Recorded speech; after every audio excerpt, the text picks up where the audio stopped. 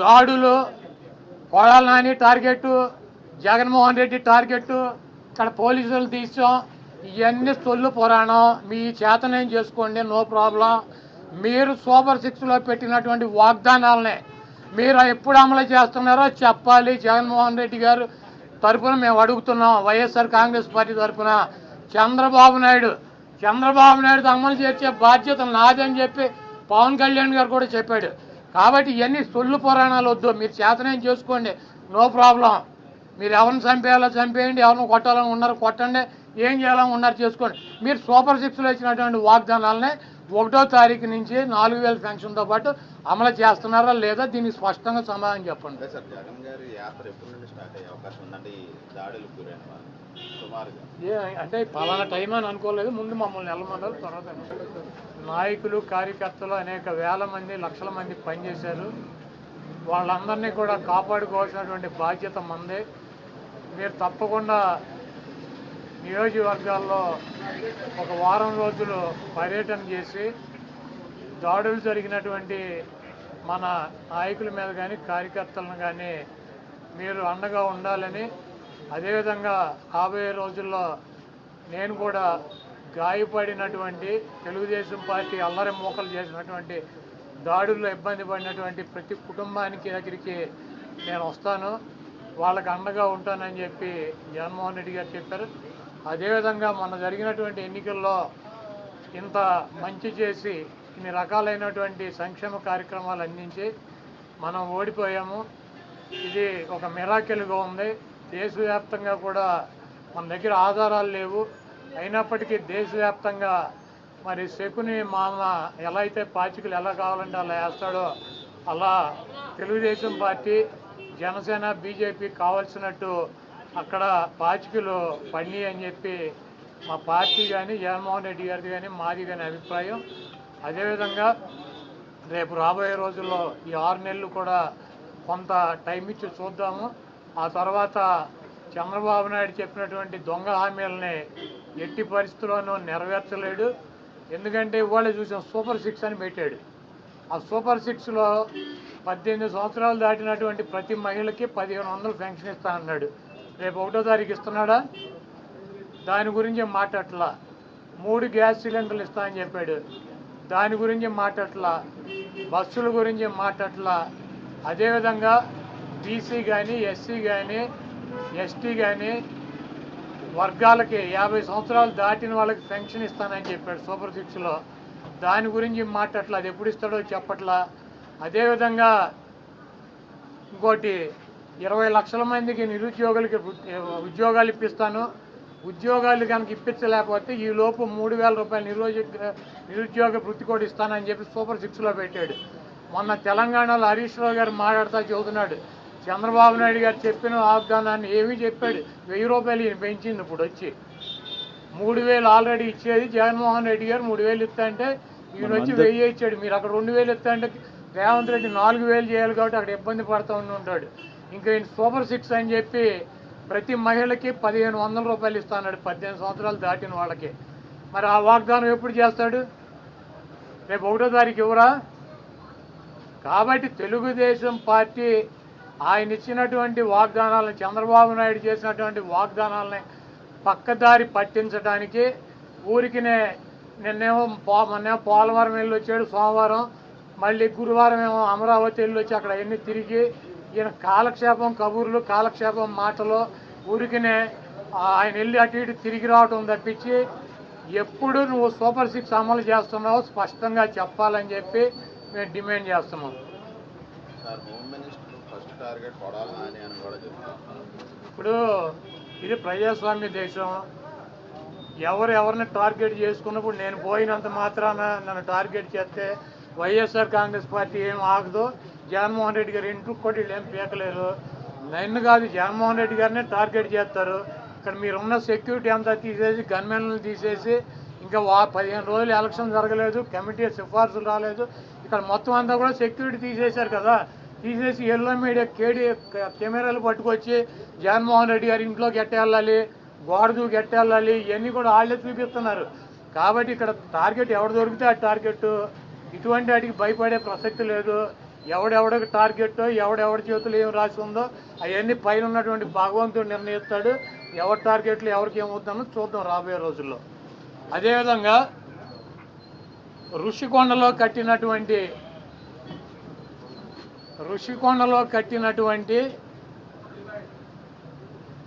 పర్యాటక కేంద్రంలో కట్టినటువంటి భవనాలనే ఈ సిగ్గు ఎగ్గు లేనటువంటి తెలుగుదేశం పార్టీ, ఈ సిగ్గు ఎగ్గు లేనటువంటి ఎల్లో మీడియా అది జగన్మోహన్ రెడ్డి గారి నివాసం అని చెప్పి చూపిస్తున్నారు 3 రోజుల నుంచి.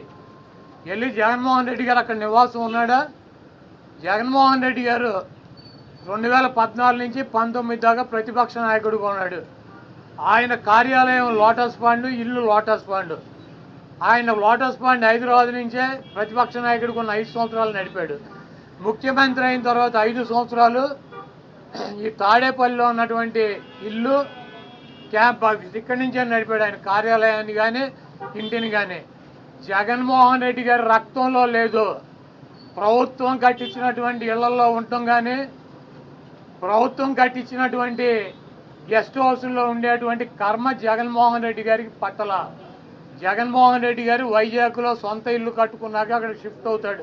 అంతేగాని టూరిజం ప్లేస్లో కట్టినటువంటి ఆ హౌస్లో జగన్మోహన్ రెడ్డి గారు వెళ్తాడని చెప్పి ఎవడు చెప్పాడు వీళ్ళకి, వెధవులకే? అది జగన్మోహన్ రెడ్డి గారి కోసం కట్టించుకున్నటువంటి ఇల్లు అని చెప్పి రకరకాలైనటువంటి కథనాలు రాస్తున్నారు. అది ఒక అంతర్జాతీయ రాజధానిగా తీర్చిదిద్దాలన్నదే వైఎస్ఆర్ కాంగ్రెస్ పార్టీ లక్ష్యం. దాన్ని రాజధాని చేయాలన్నదే ఆ రోజు నిర్ణయించుకున్నాం. కాబట్టి అక్కడ ఇంటర్నేషనల్ సెమినార్లు జరుగుతున్నాయి. అనేక మంది ఇంటర్నేషనల్ సంబంధించినటువంటి దేశ విదేశాల నుంచి అనేక మంది పారిశ్రామికవేత్తలు వస్తున్నారు. కనీసం వాళ్ళకి సౌకర్యం ఉండటానికి అవకాశం లేనటువంటి పరిస్థితి ఉంది. కాబట్టి ఉత్తరాంధ్రలో ఉద్దానంలో దాదాపు 700 కోట్ల రూపాయలు పెట్టి హాస్పిటల్ కట్టించారు కిడ్నీ పేషెంట్ల కోసం అని చెప్పి. అదేవిధంగా విజయనగరం కావచ్చు, లేదా పార్వతీపురం కావచ్చు, ఉత్తరాంధ్రలోనే 650 కోట్ల రూపాయలు పెట్టి ఒక్కొక్క మెడికల్ కాలేజీ కట్టించారు.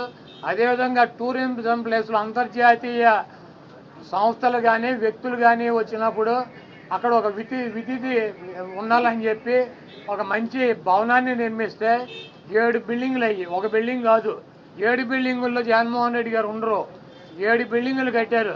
ఆ 7 బిల్డింగుల్లో 7 బ్లాకుల్ని చూపించేది జగన్మోహన్ రెడ్డి గారు 450 కోట్ల రూపాయలు పెట్టి ఇల్లు కట్టుకున్నారని చెప్పి ఈ దుర్మార్గమైనటువంటి ప్రచారం చేస్తున్నారు. ఇవన్నీ కూడా ప్రజలు గమనిస్తారు. చంద్రబాబు నాయుడుకి ఇచ్చినటువంటి వాగ్దానాలు నెరవేర్చలేక నీకు సూపర్ 6లో పెట్టినటువంటి వాగ్దానం 1500 రూపాయలు ఇస్తానని చెప్పావా, చెప్పలేదా? 18 సంవత్సరాలు దాటిన వాళ్ళకి రేపు 1వ తారీఖు నీకు దమ్ముంటే 20 లక్షల మంది నిరుద్యోగులకు 3000 ఇస్తానని చెప్పావా లేదా? దాని గురించి చెప్పండి. నువ్వు దొంగ వాగ్దానాలు చేసి అధికారంలోకి వచ్చావు. నువ్వు దాని గురించి మాట్లాడండి. ముందు మీరు ఈ వాగ్దానాలను డైవర్ట్ చేయాలని చెప్పి ఒకటి తీసుకెళ్ళి 4 కెమెరాలు బాత్రూములు, లెట్రిన్లు, టబ్బుల్లో పెట్టి 30 లక్షలు పెట్టి బాత్రూమ్ కట్టాడు. జగన్మోహన్ రెడ్డి గారు ఇల్లు అది. జగన్మోహన్ రెడ్డి గారు ఎప్పుడన్నా ప్రభుత్వ కార్యాలయాలు ఉన్నాడా? జగన్మోహన్ రెడ్డి గారు ఎప్పుడన్నా ప్రభుత్వం గెస్ట్ హౌస్లో ఉన్నాడా? జగన్మోహన్ రెడ్డి గారు ఇల్లు కట్టించుకుని వెళ్తాడు వైజాగ్. నీకు మళ్ళీ ఎవడో కొంపలో దూరేటువంటి పరిస్థితి జగన్మోహన్ రెడ్డి గారికి ఉండదు. కాబట్టి జగన్మోహన్ రెడ్డి గారికి కట్టించినటువంటి ఇల్లు కాదు అది. అది టూరిజం సంస్థ ద్వారా టూరిజానికి సంబంధించి కట్టించినటువంటి 7 బ్లాకులు వాటిని కట్టారు. వాటికి 400 కోట్ల రూపాయలు ఖర్చు పెట్టి అంతర్జాతీయ సెమినార్లు పెట్టినప్పుడు రాష్ట్రపతితో ప్రధానమంత్రి ఈ రాష్ట్రానికి రాజధాని కాబట్టి అది విఐపీలు వచ్చినప్పుడు అక్కడ వసతి గృహాలు ఉండాలని చెప్పి వాటిని అంతర్జాతీయ స్థాయిలో నిర్మించారు తప్పించి అది జగన్మోహన్ రెడ్డి గారి కోసం కట్టినటువంటి ఇల్లు కాదు. ఫర్నిచర్కి సంబంధించి ఫర్నిచర్ అంతా ప్రభుత్వం ఫర్నిచర్ అంతా కూడా వాడుకుంటున్నారు. ఫర్నిచర్ దొంగ అంటూ కూడా టీడీపీ నేతలు కోడేశ్వర ప్రసాద్ గారు అసెంబ్లీలో ఉండాల్సినటువంటి ఫర్నిచర్ని తీసుకువెళ్ళి ఎక్కడేసాడు? ఆయన బైక్ షోరూమ్లో వేసుకున్నాడు. అసెంబ్లీలో ఉండాల్సినటువంటి ఫర్నిచర్ బైక్ షోరూమ్లో వేసుకుంటే వాడిని దొంగ అంటారు. సీఎం క్యాంపు కార్యాలయానికి ప్రభుత్వం వచ్చినటువంటి విజిటర్స్ కోసం ఒక కార్యాలయం, సీఎం జగన్మోహన్ రెడ్డి గారి కార్యాలయం అయితే ఒక 10 మంది 20 మంది కూర్చుంటాకుంటుంది.